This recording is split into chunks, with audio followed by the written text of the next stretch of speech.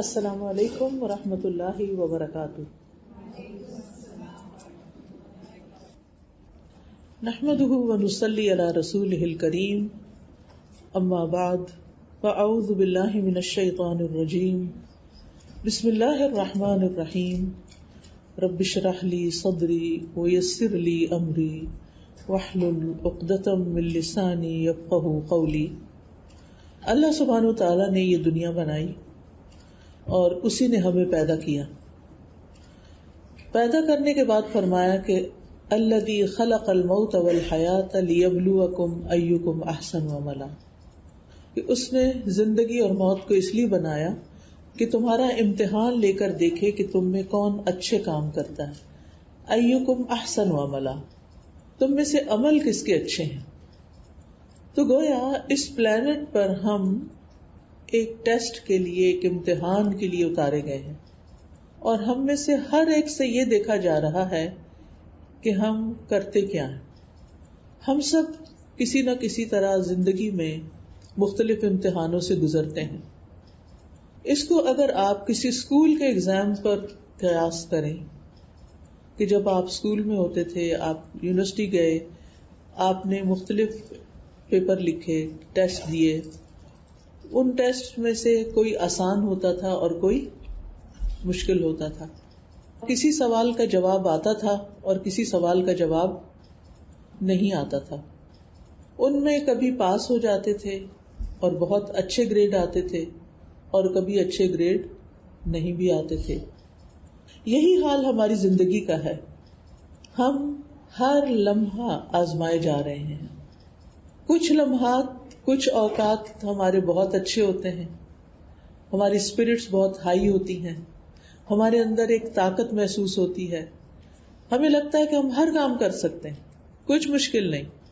لیکن کچھ اوقات ایسے ہوتے ہیں کہ ہمیں اپنے آپ سے بھی بیزاری ہونے لگتی ہے، اور یوں لگتا ہے کہ کوئی بھی چیز زندگی میں ٹھیک نہیں، معلوم نہیں میں کیوں پیدا ہو گئی، اور میں کیوں یہاں پر ہوں، اور مجھے کیا کرنا چاہیے اور کیا نہیں کرنا چاہیے۔ انسان لاسٹ ہو جاتا ہے، اور یہ کیفیت ہر ایک پر آتی ہے۔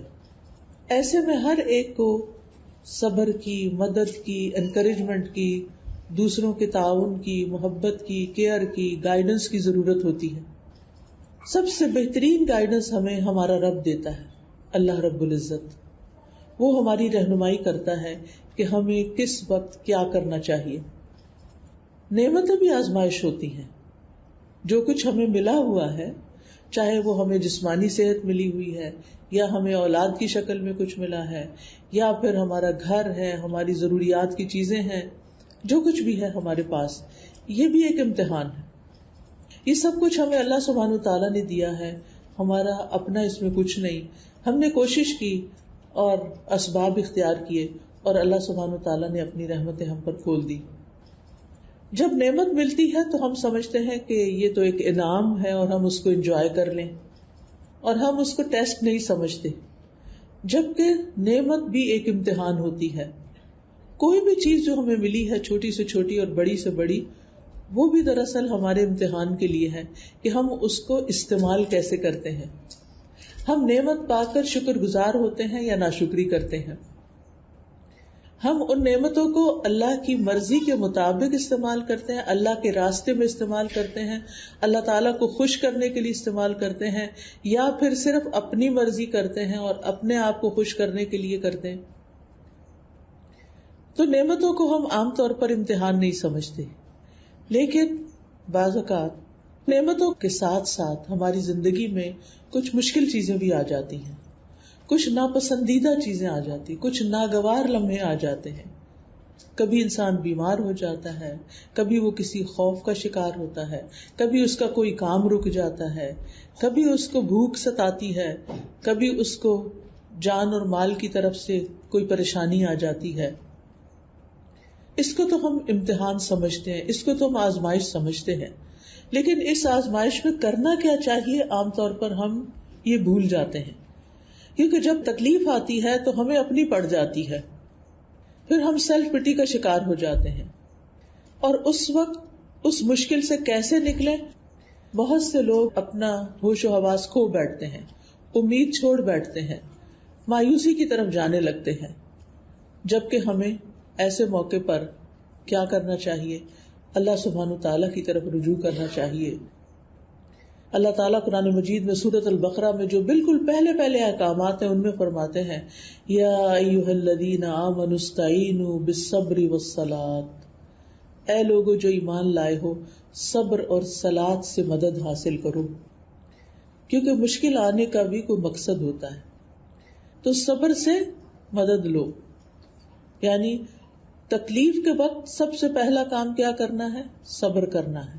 صبر کرنے کا مطلب کیا ہے کہ ہم نے جزا فضا نہیں کرنی، ہم نے بے چینی کا اظہار نہیں کرنا، ہم نے رونا دھونا نہیں ڈال دینا، ہم نے حال دہائی نہیں ڈال دینی. میں یہ لفظ پنجابی کے اس لیے بول رہی ہوں کہ مجھے اس کے پیرالل اردو میں نہیں مل رہے، تاکہ آپ بات سمجھ جائیں. تو بہت سے لوگ تکلیف کے وقت بس صرف جزا فضا ہی کرتے ہیں، ان کو سمجھ نہیں آتی اب کریں کیا. تو سب سے پہلی چیز یہ ہے کہ اپنے آپ کو نیگیٹو ری ایکشن سے بچانا ہے، منفی رد عمل سے بچانا ہے. یہ نہیں کہنا وائی می، یہ کیوں پریشانی آ گئی، یہ کیوں مصیبت آ گئی، صرف میرے ساتھ ہی ایسا کیوں ہوتا ہے، فلاں پر تو یہ مشکل نہیں آئی، مجھ پر آ گئی ہے. اور اس قسم کی بہت سی باتیں ہم اللہ تعالیٰ سے ناراضگی کی کرنے لگتے ہیں، جبکہ یہ ہمارا حق نہیں. اللہ ہمارا خالق ہے نا، وہی ہمارا مالک ہے، اور مالک اپنی چیز کے ساتھ جو چاہے کرے، اس کا یہ حق ہے، ہم اس کو روک نہیں سکتے. مثلاً آپ اپنے گھر کے مالک ہیں، اپنے کپڑوں کے مالک ہیں، اپنے گھر کے اندر کی چیزوں کے مالک ہیں، لہٰذا آپ کیا کرتے ہیں کہ کبھی کبھی ڈی جنکنگ کرتے ہیں، کچھ چیزیں رکھ لیتے، کچھ اٹھا کے پھینک دیتے ہیں. تو کوئی آپ سے نہیں پوچھتا کہ ہائے وہ اتنی اچھی بوٹل تھی تم نے پھینک کیوں دی، وہ فلاں اتنی اچھی چیز تھی، اتنے اچھے کپڑے تھے تمہارے نکال کیوں دیے. آپ کیا کہتے ہیں؟ میرے کپڑے میری مرضی، میں رکھوں تو میری مرضی، میں نکال دوں تو میری مرضی. اس سے زیادہ حق اللہ سبحانہ تعالیٰ کا ہے ہمارے بارے میں. جس کو چاہے دنیا میں رکھے، جس کو چاہے لے جائے، جس کو چاہے عزت دے، جس کو چاہے عزت اس سے لے لے، جس کو چاہے مال دے، جس سے چاہے لے لے، جس کو چاہے اولاد دے اور جس سے چاہے اولاد واپس لے لے، کیونکہ اصل مالک تو وہ ہے. ہمارے پاس تو یہ ساری چیزیں امانتیں ہیں. لہٰذا پہلا کام کیا کرنا ہے کہ جب بھی کوئی مشکل والا ٹیسٹ آ جائے نا تو اس وقت صبر سے کام لینا ہے. دوسرا کام کیا کرنا ہے؟ والصلاۃ، نماز. اور صلاۃ عربی زبان میں دعا کو بھی کہتے ہیں، یعنی دعا سے مدد لینی ہے. دیر اینڈ دین اللہ تعالیٰ کو پکارنا ہے، انا للہ و انا الیہ راجعون کہنا ہے. اللہم اجرنی فی مصیبتی و اخلف لی خیرا منہا، اللہ میری مصیبت کا مجھے اجر عطا فرما اور مجھے اس سے بہتر چیز عطا فرما. تو جتنی بھی ہماری ضروریات ہیں اس زندگی کی، اور نہ صرف اس زندگی کی بلکہ ہماری زندگی کا تو یہ سفر ابھی جاری ہے نا، ابھی آخری منزل نہیں آئی. مومن کی آخری منزل جنت ہوتی. تو جنت تک پہنچنے تک، اس منزل تک پہنچنے تک کیا کرنا ہے؟ صبر سے کام لینا ہے اور اپنی ضروریات کو اپنے رب کے سامنے پیش کرنا ہے.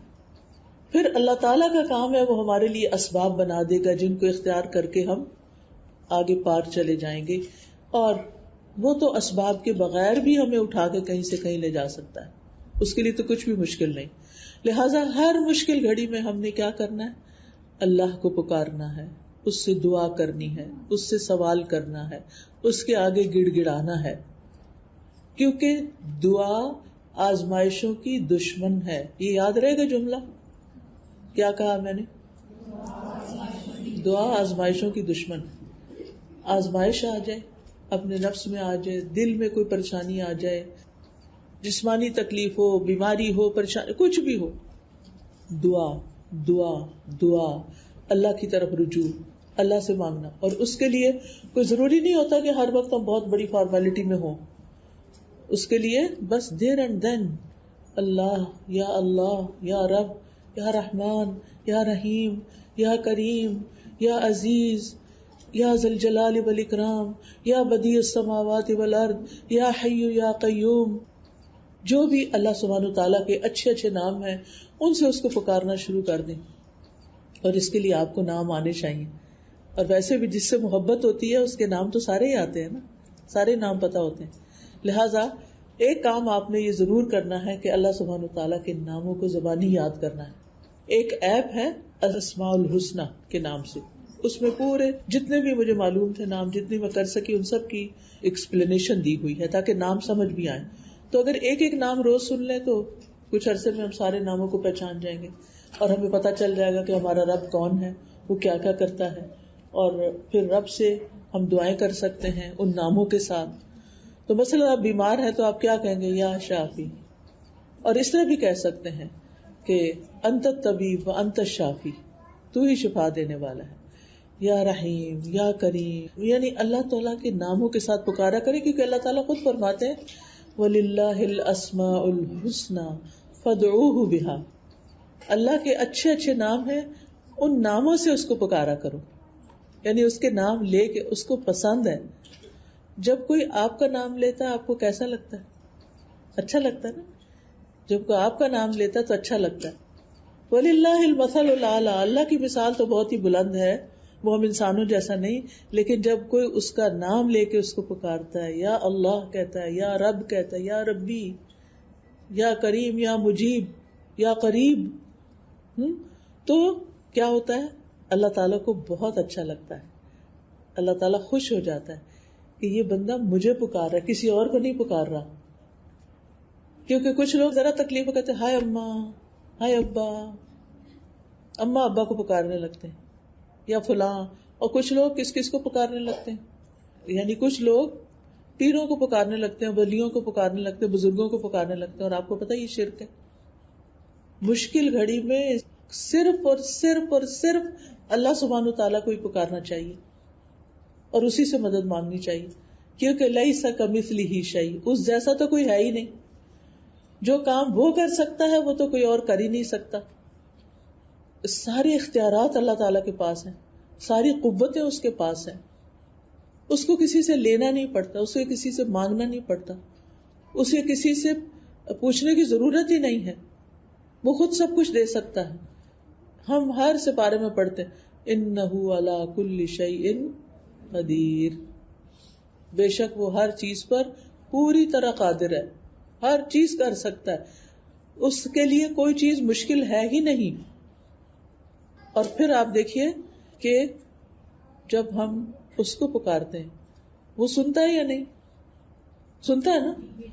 اماں کو پکارے تو اماں تو پاکستان میں ہوگی یا انڈیا میں ہوگی، وہ تو نہیں سنے گی. فون کریں گے تو وہ سو رہی ہوں گی یا ٹائرڈ ہوں گی، یا یہ کہ اسے کہہ دو اپنے مسئلے خود حل کرے، روز مجھے نہیں کہانی سنائے.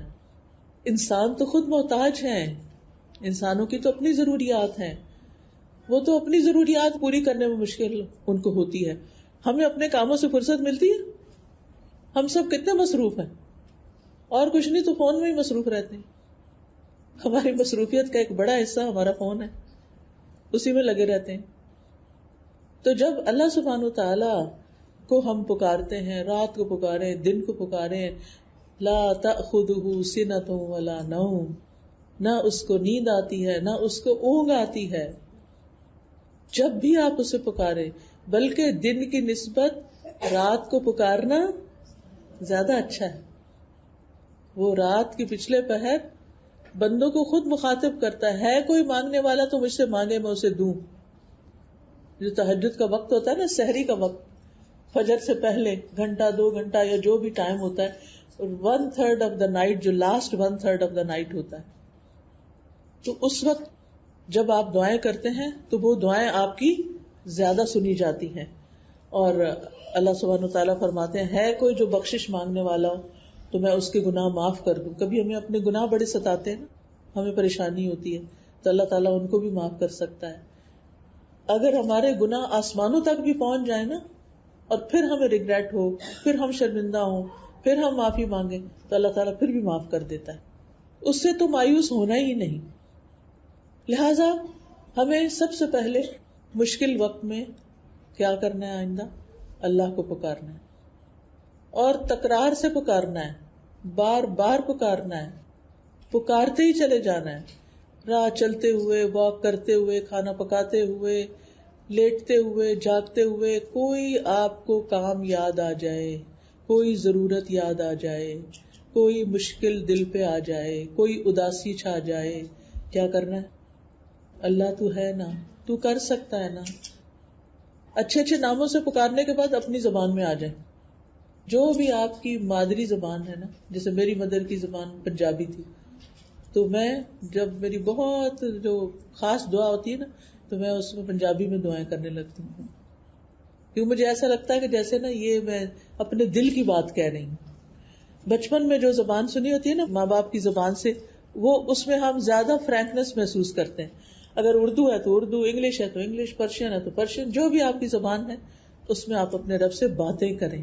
یا اللہ تو ہے نا، تو میری تکلیف دور کر سکتا ہے، تو میری آزمائش ختم کر سکتا ہے، تو میرا کام، میری بگڑی بنا سکتا ہے، تو میری مشکل آسان کر دے. تو ابن القیم کہتے ہیں دعا مفید ترین علاجوں میں سے ایک علاج ہے. یہ آزمائشوں کی دشمن ہے، یہ مصیبتوں کو دور دھکیلتی ہے، ان کے ساتھ گتھم گتھا ہو جاتی ہے. آپ کو پتا ہے کہ ایک طرف سے دعا اوپر جاتی ہے، اوپر سے آزمائش آ رہی ہوتی ہے، درمیان میں ان کا جھگڑا شروع ہو جاتا ہے.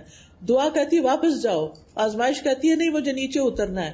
اور ان دونوں کے آپس کے جھگڑے میں جو پاورفل ہوتی ہے وہ چیز غالب آ جاتی. اگر آپ کی دعا پاورفل ہے تو کیا ہوگا؟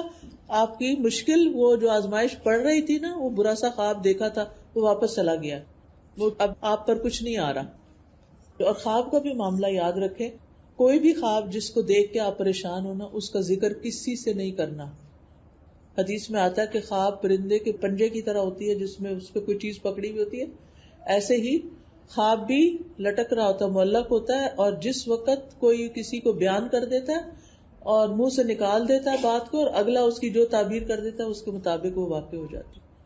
اور خاص طور پر کسی مجلس میں بیٹھ کے کہانیاں مت سنائیں خوابوں کی، الا یہ کہ کوئی خواب آیا اور اچھا ہو گیا، پورا ہو گیا، بعد میں آپ اپنے بچوں کو سنائیں کہ وہ میں نے شادی سے پہلے ایک خواب دیکھا تھا کہ میں کینیڈا جا رہی ہوں، پھر وہ میں یہاں آ گئی. تو اب مکہ جانے کی بات کریں، ٹھیک ہے، اللہ ہم سب کو لے جائے اور ہمارے راستے میں کوئی رکاوٹ نہ آئے، اللہ سب کے دل کی تمنا پوری کرے. پھر فرمایا کہ ان کے واقع ہونے کو روکتی ہے، یعنی رکاوٹ بن جاتی ہے وہ دعا جو ہوتی ہے نا، آگے بند باندھ دیتی، نہیں مصیبت نے نہیں آنا. اور اگر آ جائے کسی طرح تو دعا سے مصیبتیں اٹھ جاتی ہیں، ختم ہو جاتی ہیں. یا جب مصیبت واقع ہو جاتی ہے تو اس کو کم کر دیتی ہے. کچھ مصیبتوں کی انٹینسٹی بہت ہوتی ہے نا، وہ دل پہ بس چھا جاتی ہے، کھانا پینا انسان بھول جاتا ہے، نیند نہیں آتی، بے چینی بے چینی بے چینی. ایسے میں جو چیز آپ کو فائدہ دے گی وہ اللہ کا ذکر ہے، دعا ہے. کوئی بندہ آپ کو کوئی دوا نہیں پلا سکتا کہ جس سے آپ گھول کے دوا پی لیں اور آپ کا دل ٹھنڈا ہو جائے. دعا جو ہے وہ اس کی انٹینسٹی کم کر دے گی. اب ہوتا کیا ہے کہ جب آپ کو کوئی تکلیف ہو رہی ہوتی ہے تو آپ دو کاموں میں سے ایک کر سکتے ہیں. ایک یہ کہ ہائے ہائے ہائے، اس سے کیا ملنے والا ہے؟ کچھ بھی نہیں. لیکن آپ کہیں گے یا اللہ یا اللہ یا اللہ رحم فرما، یا اللہ کرم کر، یا اللہ آسانی کر دے. تو پھر کیا ہوگا؟ مصیبت تو اپنی جگہ ہی ہے، ابھی درد تو ہو رہا ہے لیکن کم ہو جائے گا، آپ کے دل کو سکون آ جائے گا، آپ کو ایک سہارا مل جائے گا. تو دعا مفید ترین دوا بھی ہے، یہ دوا بھی ہے. تو دعا کی دو قسمیں ہوتی ہیں، ایک دعا العبادہ اور ایک دعا المسئلہ. یعنی دعا العبادت میں جیسے نماز، روزہ، حج، زکوٰۃ، عبادت کے جتنے کام ہیں یہ سارے دعا ہی ہیں ایک طرح سے. اسی لیے جب ہم کہتے ہیں نا ایاک نعبد و ایاک نستعین، اے اللہ ہم تیری عبادت کر رہے ہیں یعنی تجھ سے دعا کریں. تو ایک ہے وہ دعا جو ہم زبان سے کیا کرتے ہیں، بول کے مانگتے ہیں، اسے دعا المسئلہ کہتے ہیں. اور ایک وہ دعا ہے جو ہم عبادت کی شکل میں بس ہم عبادت کر رہے ہیں اور اس عبادت کی وجہ سے ہمارے مسئلے آسان ہونے لگتے ہیں. تو سوال والی دعا جو ہوتی ہے اس میں ہاتھ اٹھانے ہوتے ہیں، اور جو عبادت والی دعا ہے اس میں ہاتھ باندھنے ہوتے ہیں. اسی لیے آپ نے سنا ہوگا نا کہ لوگ کہتے ہیں نماز کے بعد ہاتھ اٹھا کے نہیں دعا کرتے، کیونکہ وہ عبادت ہے. تو اس میں آپ جہاں رکھے ہوئے ہاتھ وہیں رکھ کے جو دل میں آئے دعائیں پڑھتے جائیں. بلکہ اتحیات میں درود شریف کے بعد جتنی آپ کو دعائیں زبانی یاد ہیں وہ آپ وہاں پڑھ سکتے ہیں، وہ قبولیت کا وقت ہوتا ہے. اور پھر فرض نماز کے بعد بھی آپ مانگ سکتے ہو. دعا کے لیے کوئی وقت مقرر نہیں ہے، لیکن عبادت کے آس پاس دعا کرنا فائدہ مند ہوتا ہے. جیسے روزہ دار کے دن میں دعائیں قبول ہوتی ہیں، پھر اسی طرح حج پہ جاتے ہیں تو سب اور بھی اپنی دعائیں ہمیں دے دیتے ہیں، ہمارے لیے بھی کر کے آنا، وہاں دعائیں قبول ہوتی ہیں. طواف کرتے ہوئے، سعی کرتے ہوئے، اور زمزم پیتے ہوئے، اور پھر اگر حج کر رہے ہیں تو منا میں، عرفات تو ہے ہی دعاؤں کا وقت، اس میں تو اور کوئی عبادت ہی نہیں سوائے دعاؤں کے اور اللہ کا ذکر کرنے کے. اور اس میں سے بہترین دعا کیا ہے؟ لا الہ الا اللہ وحدہ لا شریک لہ لہ الملک ولہ الحمد وہو علی کل شیء قدیر. تو ہمیں کیا کرنا ہے کہ ہم نماز کے اندر بھی دعا کرتے رہیں، اور اس کے علاوہ روزہ رکھ کے بھی دعا کریں، صدقہ خیرات کر کے بھی دعا کریں، اور نماز پڑھ کے بھی. اللہ سبحانہ وتعالیٰ فرماتے ہیں وقال ربکم ادعونی استجب لکم، تمہارے رب نے فرمایا کہ مجھ سے دعا کرو، میں تمہاری دعا قبول کروں گا. یہ اللہ کا وعدہ ہے. کیا اللہ اپنا وعدہ پورا کرتا ہے نا؟ وہ اپنے وعدے کے خلاف نہیں جاتا. لیکن ہم تو کہتے ہیں اتنے دن سے دعا کر رہے ہیں، ہماری دعا نہیں سنی جا رہی. نہیں، سنی جا چکی ہے. صرف یہ ہے کہ دعاؤں کی قبولیت کے 3 طریقے ہیں. ایک یہ کہ جو آپ مانگ رہے ہیں وہ آپ کو مل جائے. دوسرا یہ کہ وہ تو نہ ملے لیکن اس دعا کی وجہ سے کوئی اور مصیبت ٹل جائے. ٹھیک ہے؟ دوسرا کیا ہے؟ دعا کی وجہ سے یہ چیز تو نہیں ملے جو آپ مانگ رہے ہیں، لیکن کوئی اور مصیبت جو آ رہی تھی وہ ٹل جائے. اب ہم کہتے ہیں ہماری دعا قبول نہیں ہوئی، حالانکہ ہو چکی ہوتی ہے، ہماری مصیبت ٹل چکی ہوتی ہے، وہ ہمیں پتہ نہیں نا، اس لیے ہم بے صبرے ہوتے ہیں کہ ہماری دعا نہیں سنی جا رہی. تیسرا طریقہ کیا ہے کہ اللہ تعالیٰ قیامت کے دن کے لیے جمع کر رہا ہے. جب انسان وہاں جائے گا نا تو انسان کہے گا اے کاش میری دنیا میں کوئی دعا پوری نہ ہوتی، ساری یہیں ملتی، کیونکہ اس کا اتنا بڑا اجر ہوگا، اتنا بڑا اجر کہ انسان خوش ہو جائے گا. تو اس لیے انسان کو دعائیں کرتے رہنا چاہیے. اللہ تعالیٰ فرماتے ہیں وَإِذَا سَأَلَكَ عِبَادِي عَنِّي فَإِنِّي قَرِيبٌ أُجِيبُ دَعْوَةَ الدَّاعِ إِذَا دَعَانِ. اور جب میرے بندے آپ سے میرے بارے میں پوچھیں تو بتا دیجئے کہ میں تو قریب ہوں، میں پکارنے والے کی پکار کا جواب دیتا ہوں جب بھی وہ مجھے پکارے. اور اللہ سبحانہ وتعالیٰ ہم سے، ہماری شہ رگ سے بھی زیادہ ہمارے قریب ہے. اتنا قریب کوئی بھی نہیں ہے، نہ ہمارے ماں باپ، نہ دوست، نہ ہسبینڈ، نہ بچے، کوئی بھی اتنا قریب نہیں جتنا ہمارا رب قریب ہے. لیکن افسوس یہ کہ جب تکلیف آتی ہے تو ہم ان کی طرف جلدی جاتے ہیں اور اللہ کی طرف بعد میں آتے ہیں. پہلے ہم دوستوں کو فون کر دیتے ہیں، یا بہن بھائیوں کو، یا رشتے داروں کو، اور پھر کیا ہوتا ہے، پھر وہ ہمیں کہتے ہیں اچھا دیکھو دعا کرو، تو پھر ہم دعا کرنے لگ جاتے ہیں. حیرت کی بات ہے نا. ہونا کیا چاہیے، ترتیب کیا ہونی چاہیے؟ پہلے کس کو یاد کریں؟ پہلے اللہ کو یاد کریں. اللہ کو یاد کرنے سے کیا فائدہ ہوگا؟ ہمارا دل قرار میں آ جائے گا اور ہم سکون میں ہوں گے. پھر ہم کسی کو تو ضروری ہو تو بتائیں گے، ورنہ بتائیں گے بھی نہیں. کیونکہ اپنی مصیبتیں کسی کے آگے رکھنا، اپنی تکلیفیں کسی کو سناتے رہنا، اس سے دوسرے خوش ہوتے ہیں یا تکلیف میں آتے ہیں. اب آپ کو تو تکلیف ہو ہی رہی ہے، 4 اور بھی آپ کے ساتھ تکلیف میں آ گئے جب آپ ان کو کہانی سنانے لگ جاتے ہیں. اور کیا ہوتا ہے جب دوسروں کو بتاتے ہیں؟ اور کیا ہوتا ہے یہ بتائیے مجھے، اپنے تجربے سے بتائیے.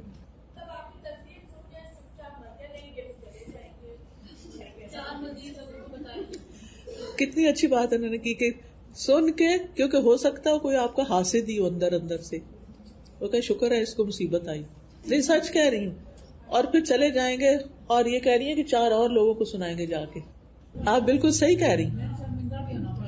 پھر بعضوں کی شرمندگی ہوتی ہے، جب میاں بیوی کی لڑائی ہوگی مثلا، جا کے آپ نے اماں کو بتا دیا. اچھا میاں بیوی تو صلح ہوگی شام کو، اماں بیٹھی پریشان ہے. اور پھر بعض اوقات یہ ہوتا ہے کہ وہ آپ کے ہسبینڈ کے ساتھ ناراض ہونا شروع ہو جاتی ہیں، ان کے دل سے ان کی عزت ختم ہو جاتی ہے. ہسبینڈ کو جب پتا چلتا ہے کہ ماں نے یہ کہا ہے تو وہ بیوی پہ اور غصہ کرتا ہے. اب کیا وہ ایک چکر چل پڑتا ہے، اور مسئلہ اتنا سا تھا وہ رائی کا پہاڑ بن گیا. حدیث میں آتا ہے من سمت نجا، جو چپ رہا نجات پا گیا. تھوڑی سی تکلیف ہوتی ہے لیکن پھر اس کے بعد کوئی تکلیف رہتی نہیں ہے، آہستہ آہستہ آہستہ اس کی انٹینسٹی کم ہو جاتی. تو اس لیے جب کوئی پریشانی آئے نا اسی وقت فون مت کریں کسی کو، اسی وقت کسی کے پاس مت جائیں، سب سے پہلے اللہ کے پاس، اللہ کے آگے ہاتھ اٹھا لیں، سینے پہ رکھ لیں، سجدے میں گر پڑیں، روئیں، بولیں، کچھ بھی کرے، بولا نہیں جا رہا، اذ نادى ربه نداء خفيا، جب اس نے اپنے رب کو چپکے چپکے دل ہی دل میں پکارا، اونچی آواز میں نہیں بات کی، دل ہی دل میں. کچھ دعائیں ایسی ہوتی ہیں نا انسان اندر ہی اندر کر سکتا ہے، کیونکہ بعض اوقات سچی تنہائی ملتی بھی کوئی نہیں. آپ دیکھیں نا سارا دن، صبح ہوتی ہے بچے ہمارے آگے پیچھے ہو جاتے ہیں، رات ہوتی ہے تو پھر ظاہر ہسبینڈ ہوتے ہیں، پھر آپ کو اکیلا پن کہاں سے ملے گا، دن کو پھر اور کام ہے، جاب ہے، آنا جانا ہے، کئی مسئلے مسائل ہوتے ہیں. وہ تنہائی مسلح پہ ملتی، وہ مسلح میں بھی سجدے میں ملتی ہے، مسلح میں بھی سجدے میں ملتی، کیونکہ سامنے بیٹھ کے اگر آپ کی آنکھوں میں آنسو آ گئے تو کوئی دیکھ لے گا، ہے کیا ہوا تمہیں، خیریت تو ہے نا، ٹھیک ہے، نہیں بتاؤ مجھے تو ضرور بتانا ہوگا، تو مجھے کچھ نہیں سمجھتی، اب پھر کیا، پھر بتانا پڑ جاتا ہے. تو سجدے میں جب آپ جاتے ہیں نا تو سب سے زیادہ انسان اللہ کے قریب کہاں ہوتا ہے، سجدے میں ہوتا ہے. اچھا، سجدے میں بہت سے لوگوں کو یہ نہیں پتا ہوتا کہ سجدے میں ہم دعائیں کر سکتے، ٹھیک ہے، اردو میں نہیں کر سکتے، انگلش میں نہیں کر سکتے، عربی کی دعائیں چھوٹی چھوٹی آپ یاد کر لیں اور مسئلے کے مطابق. اور اگر کچھ بھی نہیں نہ آتا، کوئی دعا نہیں آتی، یہ سب کو آتی ہے، یا حی یا قیوم برحمتک استغیث، یہ تو سب کو آتا ہے نا، اس میں تو کوئی مشکل نہیں. آپ سجدے میں پڑھیں اور کہیں یا حی یا قیوم برحمتک استغیث، جب اللہ کی رحمت آ گئی تو کیا ہوگا، مسئلہ حل ہو جائے گا. اللہ کی رحمت آ گئی، آپ کے دل کو قرار آ جائے گا. لہذا اللہ سبحانہ تعالیٰ کی طرف رجوع کریں. اور پھر جب ہم رکوع کر رہے ہوتے ہیں اور کھڑے ہوتے ہیں تو کیا کہتے ہیں،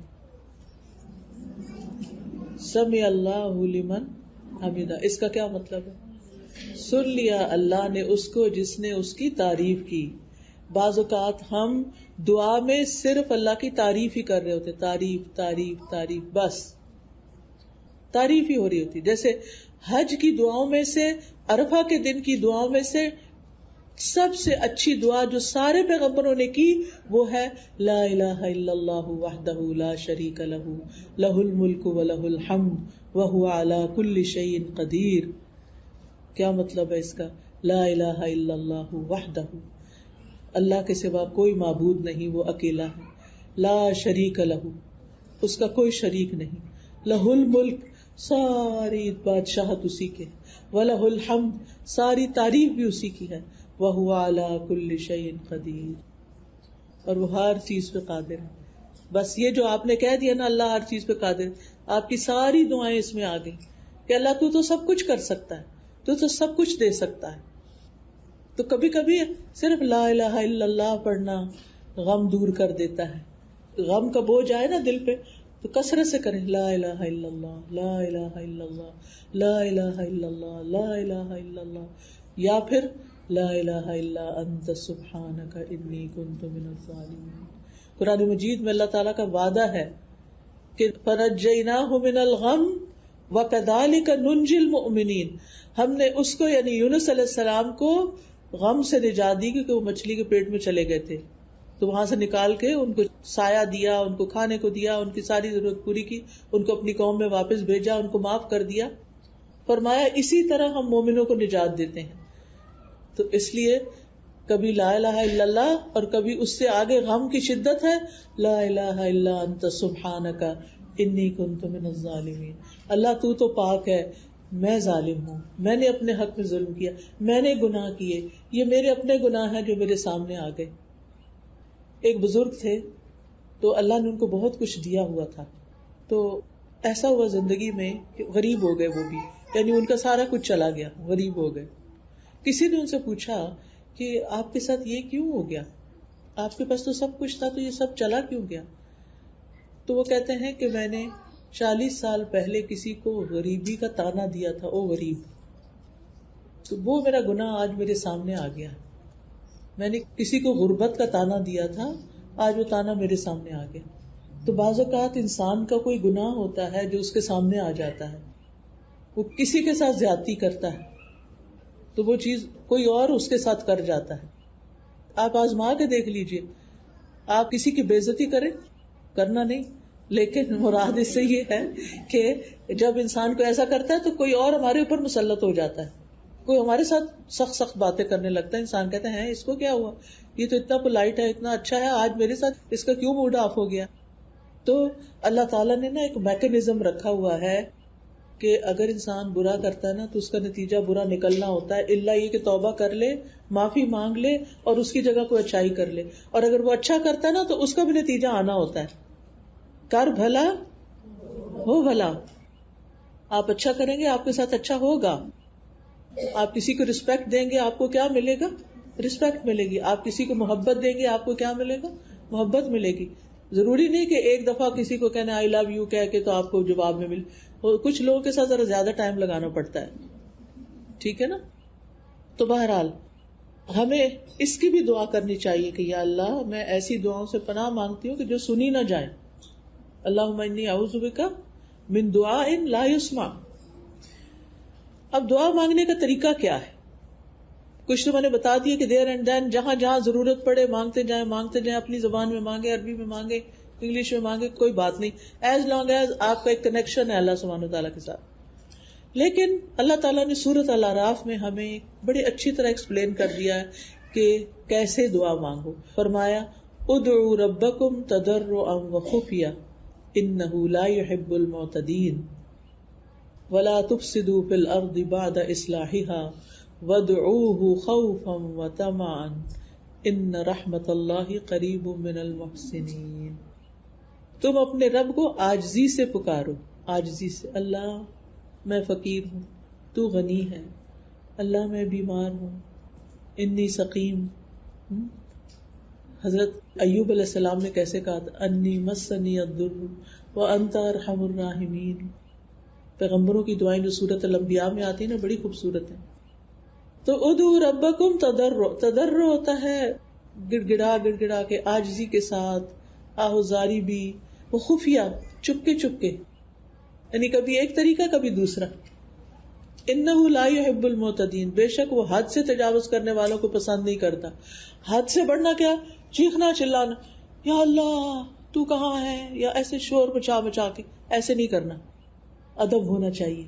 یا اللہ، یا رب، یا رحیم، یا کریم، یا ذل جلال والاکرام.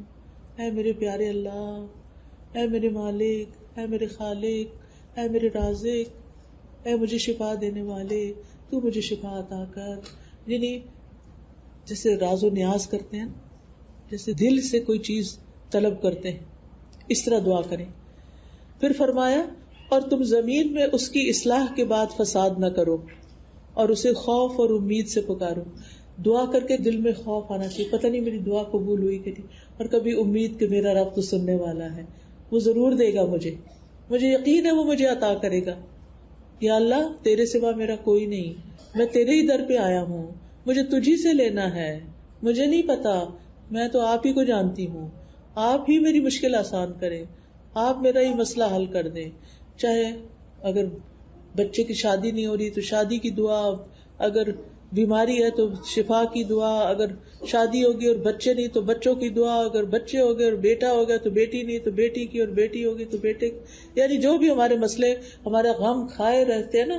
اکثر لوگوں کو دنیا کے غم ہی بڑے غم لگتے ہیں، لیکن جو عقل مند لوگ ہوتے ہیں نا وہ آخرت کو اپنا غم بناتے ہیں. یہ تو گزر گئی جیسی بھی گزرنی تھی، اور گزر جائے گی باقی بھی جو رہ گئی.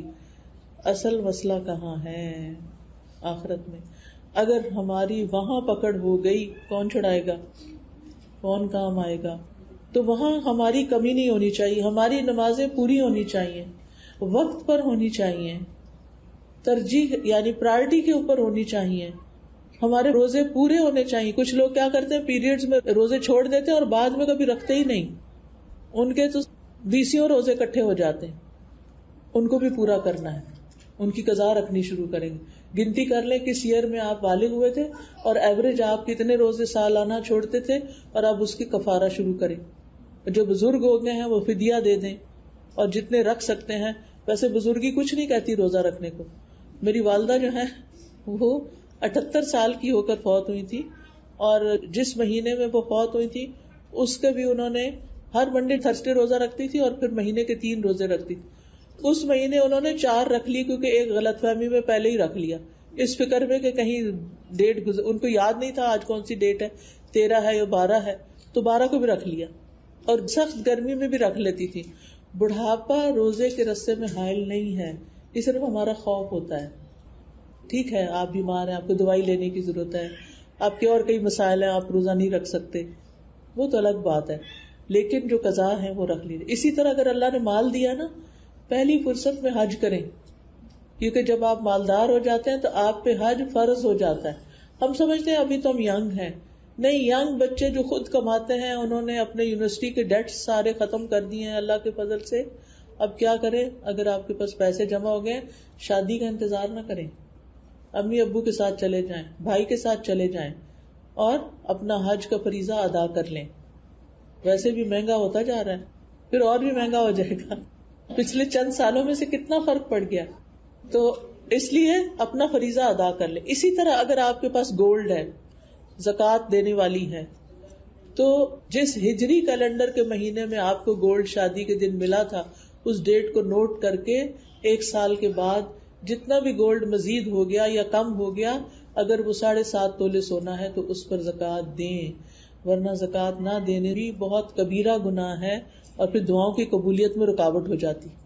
بعض لوگ کہتے ہیں نا ہم دعا بھی کرتے ہمارے مسئلے حل نہیں ہوتے.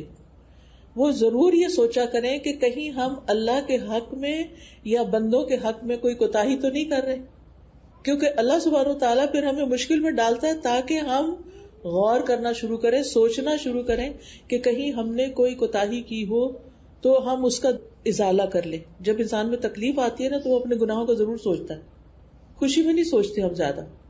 اس وقت ہم اچھی اچھی باتیں پھر سوچنے لگتے ہیں, پیسے آ گئے, آپ فلاں جگہ ہالیڈے پہ جائیں گے, فلاں کام کریں گے, فلاں ویکیشنز پہ جائیں گے, وہ ہٹ بک کرا لیتے ہیں, وہاں پارک پہ چلے جاتے ہیں, پھر ہم پکنکس کے شوق میں آ جاتے ہیں, پھر ہم زکوٰۃ وغیرہ کے بارے میں کم ہی سوچتے ہیں کہ وہ بھی فریضہ ہے. اور بعض لوگ تو کیا کرتے ہیں کہ اگر ان کو اللہ کے فضل سے زیادہ مل جائے تو وہ کہتے ہیں یہ اس کا, یہ فلاں بچے کا, یہ فلاں کا, یہ فلاں کا, اور زکوٰۃ سے فارغ. نہیں, ایسے نہیں کر سکتے. ایز لانگ ایز وہ آپ کی پوزیشن میں ہے, آپ اس کے مالک بنے ہوئے ہیں. بچے اپنی مرضی نہیں کر سکتے اور کرنی بھی نہیں چاہیے انہیں. تو اس صورت میں کیا ہے کہ زکوٰۃ دینی ہوگی, کیونکہ ابھی وہ مال آپ کی کسٹڈی میں ہے. ٹھیک ہے. اسی طرح ہم بعض اوقات یہ سارے 5 فریضے پورے کر لیتے ہیں, کوئی کمی نہیں, زکوٰۃ بھی ہے, حج بھی ہے, صدقہ خیرات بھی, سارا کچھ ہو رہا ہے, لیکن بندوں کے حقوق نہیں دیتے. ماں باپ ترستے رہتے ہیں شکل دیکھنے کو, ان سے بات نہیں کرتے, حالانکہ اللہ تعالیٰ نے اپنی عبادت کے بعد کس کا حکم دیا ہے؟ والدین کے ساتھ احسان کرنے کا. وَبِالْوَالِدَيْنِ إِحْسَانًا وَقَضَىٰ رَبُّكَ أَلَّا تَعْبُدُوا إِلَّا إِيَّاهُ وَبِالْوَالِدَيْنِ إِحْسَانًا. تو والدین کے ساتھ احسان. والدین ہمارے مال کے بھوکے نہیں ہوتے, وہ ساری زندگی خود دینا پسند کرتے ہیں, ان کو دے کے خوشی ہوتی ہے. ماں باپ کو کیا چاہیے ہوتا ہے؟ آپ میں سے کوئی ماں ہے, کوئی بتائے گا؟ تابعداری, کہ بچے بات مانے, اور توجہ اٹینشن چاہتے ہیں. اور جو ماں باپ بڑے ہوتے جاتے ہیں وہ بچے بنتے جاتے ہیں. جیسے جب بچہ ہوتا ہے نا, بچے کو اٹینشن چاہیے ہوتی. آپ تھوڑی دیر اس کو چھوڑیں گے نا, تھوڑی دیر کھیلے گا خود, اس کے بعد اس کو کیا چاہیے؟ ماں چاہیے. سارا کچھ چھوڑ کے آپ سے آ کے لپٹ جائے گا. آپ نماز پڑھ رہی ہیں, آپ قرآن پڑھ رہی ہیں, آپ کھانا پکا رہی ہیں, آپ گھر صاف, کچھ اس نے آپ کی ٹانگوں سے لپٹ جانا ہے, کیونکہ اس کو ماں چاہیے, توجہ چاہیے. سیم سائیکل پھر پلٹتا ہے. جب ماں باپ بڑے ہوتے ہیں, بوڑھے ہونے لگتے ہیں, بچے بن جاتے ہیں, اب ان کو کیا چاہیے؟ توجہ چاہیے. وہ آپ سے بات کرنا چاہتے ہیں, وہ آپ کی شکل دیکھنا چاہتے ہیں, وہ آپ سے کوئی اچھے بول سننا چاہتے ہیں, تو اس سے محروم نہ کریں. اور جب وہ دنیا سے چلے جائیں تو پھر والدین سے احسان کیا ہوگا؟ دعائیں. تو کیا صرف مرنے کے بعد ان کے لیے دعائیں کرنی چاہیے؟ زندگی میں بھی کریں ان کے لیے. اللہ ان کو صحت دے, اللہ ان کو ہمت دے کہ وہ نیکیوں میں, یا ان کے جو مسئلے مسائل ہوتے ہیں, ماں باپ کی پریشانیاں تمہیں پتہ ہی ہوتی ہیں نا, ان کے لیے بھی دعائیں کریں. یہ بہت بڑی نیکی ہوگی. اور کیا کرنا ہے والدین کے لیے؟ ان کے لیے صدقہ جاریہ بنے, نیکی کے اچھے اچھے کام کریں, علم حاصل کریں, علم سیکھیں سکھائیں, بچوں کی تعلیم کو اسپانسر کرے، جو بچے ڈیٹ میں گھرے ہوئے ہیں ان کو ہیلپ کرے، جو بچے یونیورسٹی جانا چاہتے ہیں اور لائق قابل ہیں لیکن آپ کو پتا ہے کہ آپ کی بہن کا بچہ اس لیے نہیں جا پا رہا کیونکہ اس کے پاس فیس نہیں ہے اور اس کے لیے مشکل ہے، وہ سود پہ قرض لینا نہیں چاہتا، تو کیا کریں؟ کسی نہ کسی طرح ان کی ہیلپ کریں. اسی طرح بیک ہوم جو آپ کے بہن بھائیوں کے بچے ہیں، رشتہ داروں میں ہیں، یا اور کوئی آپ کو اعلان کر دیتا ہے، یا یہ کہ جو بچے دین پڑھ رہے ہوتے ہیں ان کے لیے زیادہ مشکلات ہو جاتی ہیں. جو دنیا کی تعلیم کرتے ہیں وہ تو اپنے بیچ میں سیمسٹر آف کر کے اپنے لیے فیس جمع کر کے پھر جاب کر کے پھر دوبارہ پڑھائی شروع کر دیتے ہیں، لیکن جو دین کی تعلیم حاصل کر رہے ہوتے ہیں انہیں تو فوراً کوئی جاب نہیں مل رہی ہوتی نا.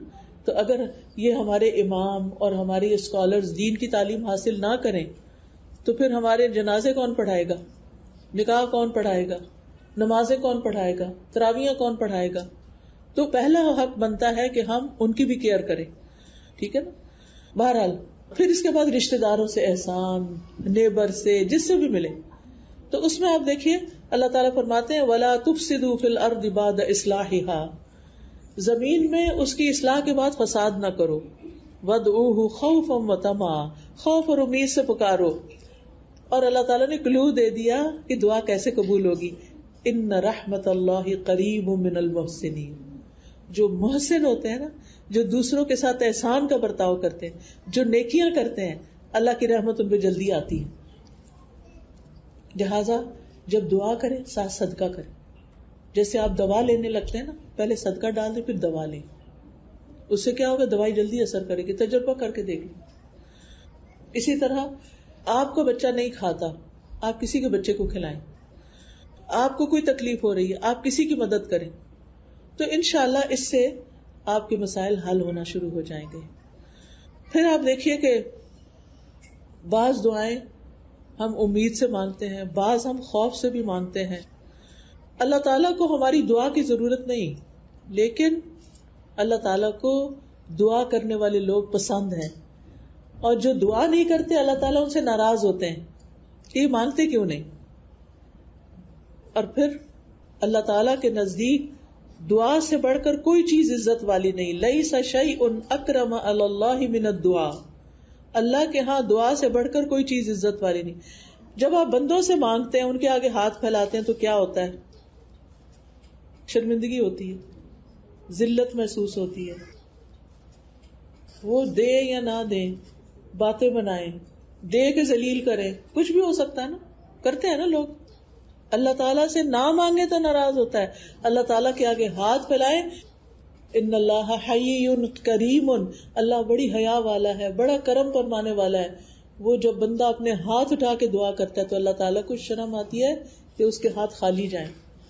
وہ قبول کرتا ہے، وہ سنتا ہے. تو اس لیے اللہ سے مانگتے رہنا ہے.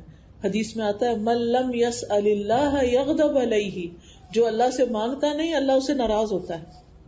اچھا، کچھ لوگوں کی یہ حجت ہوتی ہے اللہ کو پتا تو ہے نا مجھے کیا چاہیے، پھر میں کیوں مانگوں. نہیں، یہ ایکشن کہ اللہ سے مانگنا یہ اللہ کو پسند ہے، اسی لیے دعا کو عبادت قرار دیا گیا ہے. کیونکہ اللہ تعالیٰ ان لوگوں سے محبت کرتے ہیں جو اس سے دعا کرتے ہیں، جو اللہ تعالیٰ کو اپنا بڑا مان لیتے ہیں. کیونکہ آپ مانگتے اسی سے نا جس کو آپ بڑا سمجھتے ہیں، جس سے آپ کو توقع ہوتی ہے کہ وہ آپ کو کچھ دے گا. بخیل سے تو نہیں مانگتے نا. پھر اسی طرح دعا نہ کرنا تکبر کی علامت ہے. قرآن مجید میں آتا ہے ان الذین یستکبرون عن عبادتی، بعض کہتے ہیں اس سے مراد دعا ہے کہ جو لوگ اللہ کی عبادت یعنی دعا سے تکبر کرتے ہیں کہ نہیں مجھے نہیں مانگنا اللہ سے، میں بہت مانگ چکا ہوں، میری نہیں سنی جاتی. کچھ لوگ اس طرح بھی ناراض ہوئے بیٹھے ہوتے ہیں اللہ سے، نعوذ باللہ، ہونا نہیں چاہیے. تو ایسے لوگ کی سزا بھی بڑی سخت ہے. سیدخلون جہنم داخرین، اللہ ان کو ذلیل کر کے جہنم میں ڈالے گا. تو اس لیے ہمیں کیا کرنا چاہیے؟ دعا کرتے رہنا چاہیے. اور اس میں اگر ہم چاہتے ہیں کہ دعائیں قبول ہوں تو جو ان کے شروط اور آداب ہیں ان کو سیکھ لیں. ابن قیم اپنی کتاب میں دعا کا ایک خوبصورت نچوڑ پیش کرتے ہیں. وہ کہتے ہیں وہ کون سی اہم چیزیں ہیں جو کسی انسان کو دعا کرتے ہوئے معلوم ہونی چاہیے، تو انہوں نے ان کو 1 2 3 کر کے ساری لکھ دی ہیں. دعا کی قبولیت کے 14 اسباب وہ بتاتے. پہلا نقطہ دل کا حاضر ہونا، کیونکہ اللہ تعالیٰ غافل دل کی دعا نہیں سنتے. تو دعا میں دل کو حاضر کرنے کے لیے دو اہم کام کرنے ہوتے ہیں. ایک ہے ڈسٹریکشن سے بچنا. اسی لیے میں کہہ رہی ہوں نا, سجدے میں چلے جا کچھ بھی نظر نہیں آئے گا تو دعا توجہ سے ہو جائے گی. غفلت سے بچنا ہے. جب انسان اللہ تعالیٰ کی طرف رجوع سچے دل سے نہیں کرتا نا, تو پھر انسان کی دلچسپی بھی نہیں ہوتی. حدیث میں آتا ہے تم اللہ سے دعا مانگو اس یقین کے ساتھ کہ تمہاری دعا قبول ضرور ہوگی. تو ایک ہے یقین رکھنا اور دوسرا ہے ڈسٹریکشن سے بچنا. اس لیے سمجھ کے دعا کیا کریں. ٹھیک ہے, یعنی جو دعا کر رہے ہوتے ہیں ان کے الفاظ بھی سمجھیں. کوئی دعا جنتر منتر نہیں ہے کہ چند لفظ آپ رٹے رٹائے پڑھ دیں اور کہیں میری دعا ہوگی. الحمدللہ دعاؤں کی کتابیں بھی ہیں, لیکن یہ ہے کہ بعض اوقات وہ کتابیں ہمیں پڑھنی نہیں آتی یا دعا عربی میں پڑھنی نہیں آتی, تو اس کے آگے جو اردو وغیرہ لکھی تو وہ مانگ لیں. اسی طرح آپ دیکھیے کہ بعض اوقات آپ فون پر دعائیں پڑھ رہے ہوتے ہیں نا, ایپس ہیں نا. ایک ایپ ہے دعائیں الہدا کی, اس میں الحمدللہ ہر طرح کی دعائیں جمع کر دی گئی ہیں, اور آپ اس کو پڑھتے جائیں آپ تھک جائیں گے, دعائیں نہیں ختم ہوگی, اتنی دعائیں ہیں اس میں. تو میں نے ہر روز کا طریقہ بنایا ہوا کہ ہر روز ایک مخصوص وقت میں کیونکہ اس میں بیچ بیچ پھول آتے ہیں, وہ بریک آ جاتی, تو 2 پارٹ 3 پارٹ جو بھی اللہ توفیق دے وہ اتنی روز مانگتے رہتے, تاکہ سارا کچھ وہ مانگ لو جو رسول اللہ صلی اللہ علیہ وسلم نے مانگا. تو یہ اینڈرائڈ پہ بھی ایپ ہے اور اس میں بھی ہے آئی فون میں بھی. ٹھیک ہے, تو آپ اس کو ضرور ڈاؤن لوڈ کر لیں اور اس سے بھی مانگ سکتے. بہرحال دعاؤں کی ایپس تو آپ کو کئی مل جائیں گی, لیکن مشکل کیا ہے جب ہم فون پہ دعا مانگ رہے ہو تو بیچ میں نوٹیفیکیشن آ جاتا ہے, اوہ یہ بڑا ضروری میسج ہے, ذرا میں پہلے یہ چیک کروں پھر دعا مانگتا ہوں. اس میں لگتے ہیں وہ ساتھ ہو, اچھا وہ فلاں کا بھی آیا ہوا ہے, چلو وہ بھی دیکھ لیتے ہیں. کہاں گئی دعا؟ یہ ہے ڈسٹریکشن. دعا کے وقت کوئی نوٹیفیکیشن نہیں دیکھنا. اگر کوئی آیا بھی ہے نا کسی کا اہم میسج, تو کہ میں ذرا اللہ سے اس وقت ہم کلام, یا نوٹیفیکیشن تو آپ ہی رکھا کریں, ہر وقت نہیں. ہر وقت ٹن ٹن لگی ہوتی ہے, کسی چیز کی طرف توجہ نہیں ہوتی, نہ عبادت, نہ بچوں کی طرف, نہ پڑھائی کی طرف. تو اس لیے بہتر یہی ہے کہ ٹیلی فون کے بھی ٹائمز ہو. پہلے ہم وزٹرز کے ٹائم رکھتے تھے نا, یا لوگ اجازت لے کے آتے تھے. فون میں تو ہر وقت بغیر اجازت گزرے چلے جا رہے ہیں, واٹس ایپ پہ خاص طور اس کا ٹائم رکھے. میں نہیں کہتی کہ نہ دیکھیں, ہمارے بہت سارے کام اسی سے ہی چل رہے ہیں, لیکن اوقات مقرر کریں, ہر وقت نہیں. اسی طرح دعا کرتے ہوئے ادھر کھجانا, تار کو ہلاتے رہنا, کیونکہ بور ہو رہے ہیں نا دعا مانگتے ہوئے, تو چلو ساتھ ساتھ کوئی چغل کھیل کرتے ہیں. یہ نہیں کرنا, ڈسٹریکشن نہیں, نو ڈسٹریکشن. ایک شخص نے کسی کو دیکھا وہ دعا کر رہا ہے اور ساتھ ساتھ کنکریوں سے کھیل رہا ہے, تو انہوں نے کہا کہ کنکریوں کو چھوڑو, اپنی دعا پہ توجہ کرو. دعا کرتے ہوئے تمہارا دل اور پورا جسم اس کی طرف متوجہ ہونا چاہیے, تو غفلت نہیں کرنی. دوسرا نقطہ یہ ہے کہ قبولیت کے 6 اوقات میں سے کسی وقت دعا کرنا. وہ 6 اوقات کون سے ہیں؟ نمبر 1 رات کا آخری تہائی حصہ, کیونکہ اس وقت اللہ سبحانہ وتعالی خاص طور پر دعا کرنے والوں کی طرف متوجہ ہوتے ہیں. دوسرا وقت آذان کے وقت, آذان سن کے, چاہے گھر میں آپ کی وہ جو گھڑی بولتی ہے آذان دیتی ہے تو کوئی بات نہیں, اس سے بھی چلے گا. آذان کا جواب دے کے دعا پڑھ کے دروشی پڑھ کے دعا کریں, یہ قبول ہوتی ہے. آذان کے بعد کی دعا تو سب کو آتی ہے, اگر نہیں آتی تو بھی کیا کریں, سیکھ لیں. تیسرا وقت آذان اور اقامت کے درمیان, یعنی اقامت جب کہی جا رہی ہوتی ہے اس سے تھوڑی دیر پہلے اور اقامت کے دوران بھی آپ مانگتے جائیں. اگر مسجد میں گئے جیسے جمعہ وغیرہ آپ پڑھ رہے ہوتے ہیں. پھر فرض نمازوں کے بعد بھی دعا قبول ہوتی ہے. فجر کے کتنے فرض ہیں؟ 2, ظہر کے 4 فرض کے بعد آیت الکرسی پڑھیں, دروشی پڑھیں, تسبیح کریں اور دعائیں کریں جو بھی آپ کے دل میں ہے. اور نماز میں سلام پھیرنے سے پہلے بھی جو ہے دعائیں قبول ہوتی ہیں. 5واں وقت جو ہے جمعے کے دن, اس وقت سے لے کر جب امام منبر پہ چڑھتا ہے یہاں تک کہ جب نماز مکمل ہو جاتی ہے, وہ سارا وقت دعاؤں کی قبولیت کا ہے. اور 6واں وقت جمعے کے دن عصر کی نماز سے لے کر سورج غروب ہونے تک, دعاؤں کی قبولیت کا وقت ہے، اور اس وقت میں انسان جو بھی مانگتا ہے وہ دعا قبول ہو جاتی ہے. یعنی مغرب تک اگر زیادہ نہیں نا ٹائم ملا تو جمعے کے دن 5 منٹ تو ضرور عصر کے بعد یا مغرب سے پہلے یا درمیان میں جہاں موقع مل جائے ساروں کو چھوڑ کے کہیں بیٹھ. اصل میں نا ویکینڈ شروع ہو جاتا ہے، یا کوئی آ جاتے ہیں لوگ یا جانا ہوتا ہے آپ کو، اور وہ باتوں میں تو آپ کو یاد ہی نہیں رہتا کہ جمعہ ہے آج. اس میں بھی آپ اگر کہیں گئے ہیں 5 منٹ کے لیے کہیں دوسرے کمرے میں چلے جائیں یا ان سب کو ساتھ لگا لیں، چلے سب دعا کرتے ہیں، قبولیت کا وقت ہے.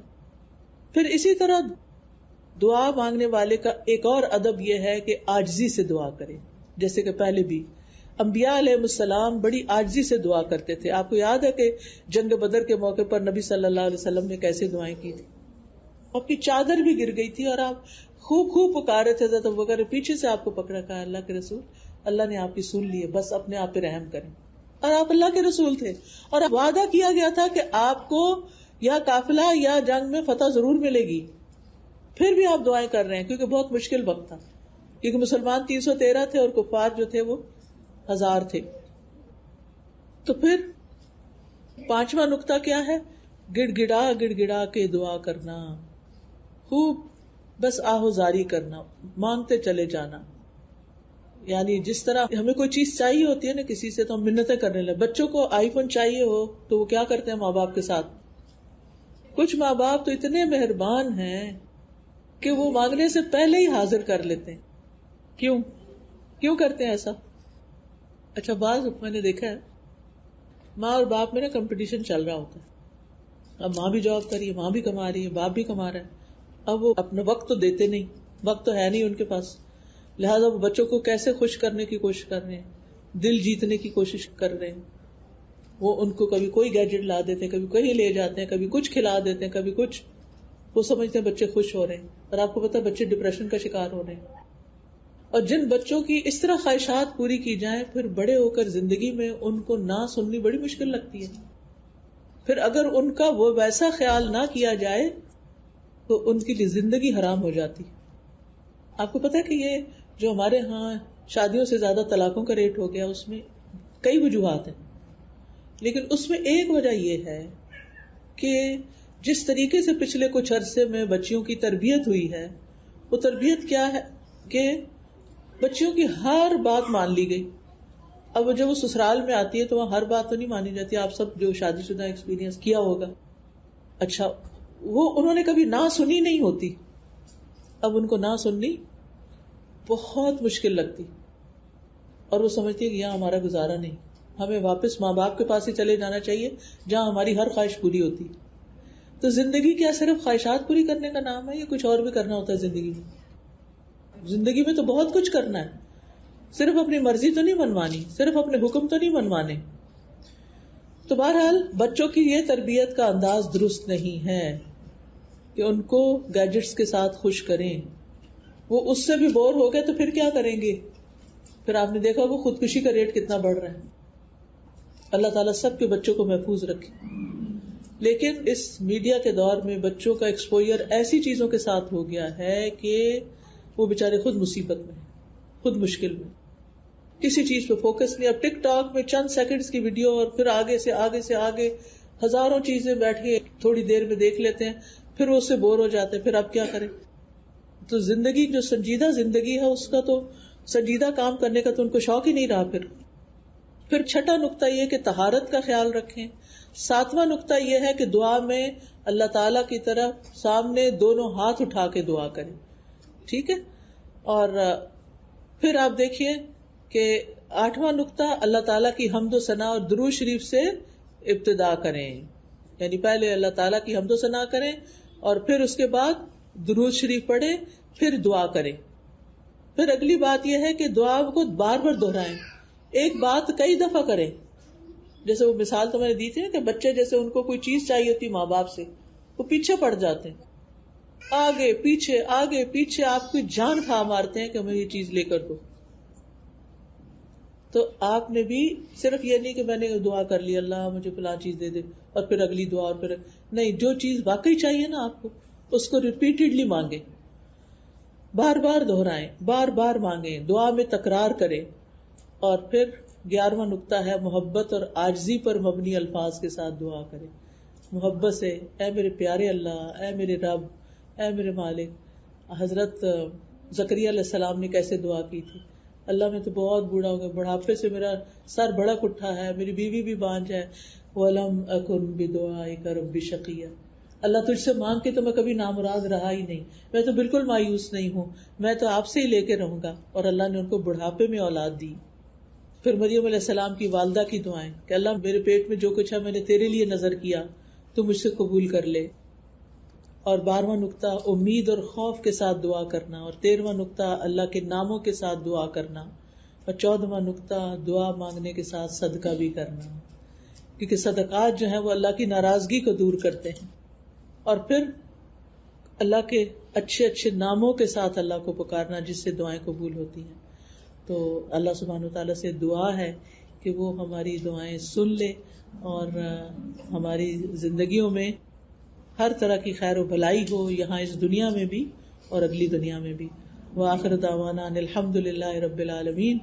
جو میں نے کہنا تھا مختصراً کہہ دیا. اس میں ہے تو بہت کچھ، بہت تفصیلات ہیں، لیکن یاد رکھنے کے لیے اتنی باتیں کافی ہیں. انشاءاللہ امید ہے آپ کو اس لیکچر سے فائدہ ہوگا. ابھی میں کہہ رہی تھی نا کہ اللہ کے نام یاد کر لیں، تو یہ کارڈ ہے، اس میں اردو اور انگلش دونوں زبانوں میں اللہ کے نام لکھے ہوئے ہیں. ان کی آڈیو بھی اس ایپ میں ہے جو میں نے آپ کو بتائی ہے، الاسماء الحسنی کے نام سے ایپ ہے. تو آپ وہ انشاءاللہ تعالی ڈاؤن لوڈ کر لیں گے تو آپ کو یہ نظم کی شکل میں بھی ملیں گے جن کو آپ سن سن کے زبانی یاد کر سکتے ہیں. اسی طرح اگر کوئی بیمار ہو تو پریئرز فار ہیلنگ ہے. یہ یو کے میں ایک خاتون ہوتی ہیں، انہوں نے مجھ سے ریکویسٹ کی کہ میں ان کو ایک ایسی کتاب تیار کروا کے دوں جو وہ وہاں یو کے ہاسپٹلز میں تقسیم کر سکے، مریضوں کو جا کے دیں. تو پھر انہوں نے کافی بڑی تعداد میں منگوا کے ہاسپٹل میں دی تھی. تو یہ آپ بھی مریضوں کو دے سکتے ہیں، اپنے گھر میں بھی رکھیں تاکہ اللہ نہ کرے کہ کوئی بیمار ہو تو آپ دعا کر سکیں. پھر اسی طرح جب بہت گھبراہٹ ہوتی ہے نا تو یہ کارڈ ہے آیات سکینہ کا. امام ابن تیمیہ کہتے ہیں کہ جب ان کو کوئی ایسی گھبراہٹ اور خوف ہوتا تھا تو وہ یہ پڑھتے تھے تو ان کا دل سکون میں آ جاتا تھا. تو یہ بہت ہی کارآمد کارڈ ہے. پھر تسبیحات صبح و شام اپنے رب کی، وسبحوہ بکرۃ واصیلا، اللہ کی تسبیح کرو صبح و شام. تو اس میں تسبیحات لکھی ہوئی ہیں.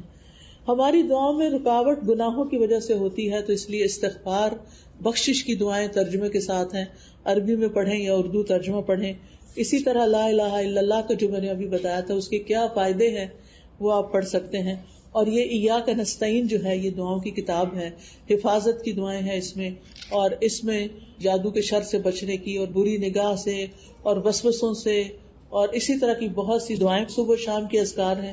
یہ ہر گھر میں ہر بندے کی اپنی ہونی چاہیے تاکہ وہ صحیح وقت پر اپنی دعائیں پڑھ سکے. اور اس کے علاوہ اگر آپ کچھ کہنا چاہیں تو موسٹ ویلکم. تھوڑا سا ٹائم ہے. جی فرمائیے.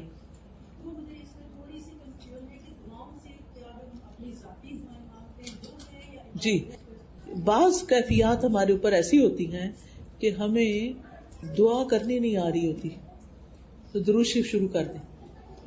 مشکلات میں درود شریف شروع کر دیں.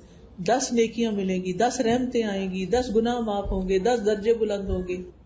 تو اس سے کوئی بھی دعائیں جو آپ کے دل میں ہے نا، یعنی دل میں دعا ہے اور زبان پہ درود ہے. ٹھیک ہے. اور کوئی کچھ؟ جی آپ فرمائیے.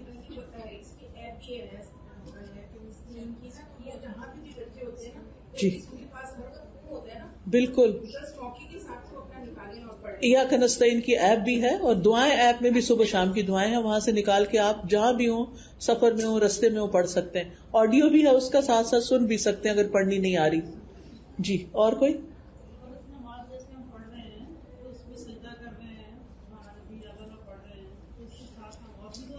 جی اس میں آپ مانگ سکتے ہیں رب اغفر لی، اللہم اغفر لی، رب ارحمہما کما ربیانی صغیرہ. چھوٹی چھوٹی دعائیں پڑھ سکتے ہیں. جی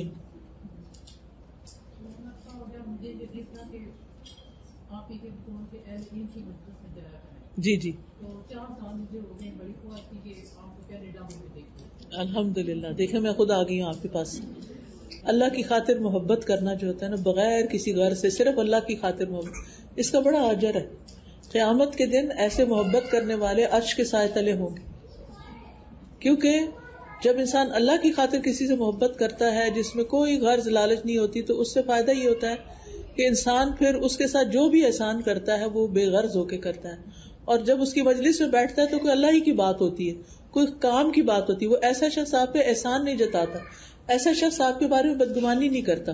تو اللہ کی خاطر محبت جو ہے وہ دوسری محبتوں سے بہت فرق ہے، جس کا اجر دنیا میں ملتا ہے اور آخرت میں بھی. اور کچھ